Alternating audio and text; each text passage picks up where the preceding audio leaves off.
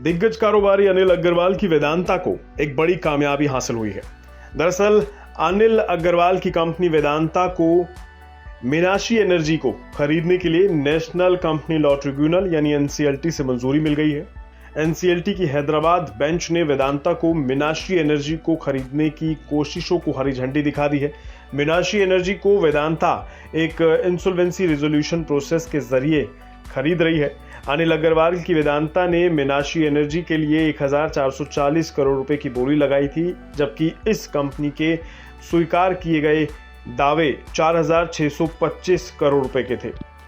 इसका मतलब यह है कि मीनाक्षी एनर्जी को कर्ज देने वाले बैंकों के कर्जों की महज 31% ही रिकवरी हो रही है। वेदांता से मिलने वाला 1440 करोड़ सभी बैंकों, ट्रेड क्रेडिटर्स और एम्प्लॉयज में बांटा जाएगा। कोर्ट दस्तावेजों के मुताबिक जिंदल पावर और प्रूडेंट एसेट रिकंस्ट्रक्शन कंपनी और विजाग मिनरल्स के कंसोर्टियम ने भी इस कर्ज में डूबी कंपनियों को खरीदने के लिए बोली लगाई थी। मीनाक्षी एनर्जी के थर्मल प्लांट हैं। कंपनी का आंध्र प्रदेश के नेल्लोर में 1000 मेगावाट का कोल बेस्ड पावर प्लांट है। इसमें से 300 मेगावाट का फेज 1 का काम पूरा हो चुका है, जबकि बकाया 700 मेगावाट की यूनिट की अभी टेस्टिंग होनी है और उसके बाद ही इसे कमर्शियल ऑपरेशंस के लिए फिट माना जाएगा। अनिल अग्रवाल की वेदांता की योजना इंडिपेंडेंट पावर प्रोड्यूसर के तौर पर दिवालिया हो चुकी मीनाक्षी एनर्जी के पावर प्लांट को ऑपरेट करने की है। वेदांता इस पावर प्लांट के हाथ आने के बाद कस्टमर्स के साथ पावर परचेज एग्रीमेंट करेगी और इस तरह से बिजली बेचने के कारोबार में शामिल होगी। वेदांता इस खरीदारी की रकम को कैश और नॉन कन्वर्टेबल डिवेंचर की खरीदारी के तौर पर चुकाएगी। यह एनसीडी मीनाक्षी एनर्जी जारी करेगी। वेदांता 312 करोड़ रुपए अप फ्रंट देगी।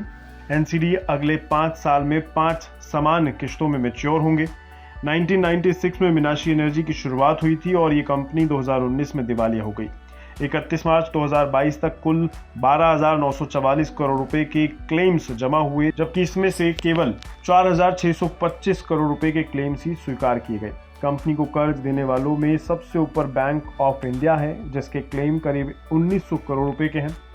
नेशनल एसेट रिकंस्ट्रक्शन कंपनी ने बैंकों के मीनाक्षी एनर्जी पर बकाया कर्ज के लिए 1003 करोड़ रुपए के ऑफर दिए थे, लेकिन बैंकों ने इसे खारिज कर दिया क्योंकि वेदांता की लगाई बोली ज्यादा थी। वेदांता के रिजोल्यूशन प्लान को कमेटी ऑफ क्रेडिटर्स की ओर से बहुमत से मंजूरी दी गई। वित्तीय वर्ष 2021-22 में कंपनी का रेवेन्यू 201 करोड़ रुपए था। इससे एक साल पहले कंपनी का रेवेन्यू 95 करोड़ और 2019-20 में कंपनी का रेवेन्यू 12 करोड़ रुपए था। गुरुवार को वेदांता लिमिटेड के शेयर 0.38% गिरकर 235 रुपए पे कारोबार कर रहे थे। कुल मिलाकर मीनाक्षी एनर्जी पर एनसीएलटी की मंजूरी के साथ अनिल अग्रवाल को एक बड़ी कामयाबी मिल गई है। उनकी कंपनी वेदांता लिमिटेड माइनिंग समेत कई कारोबार में मौजूद है।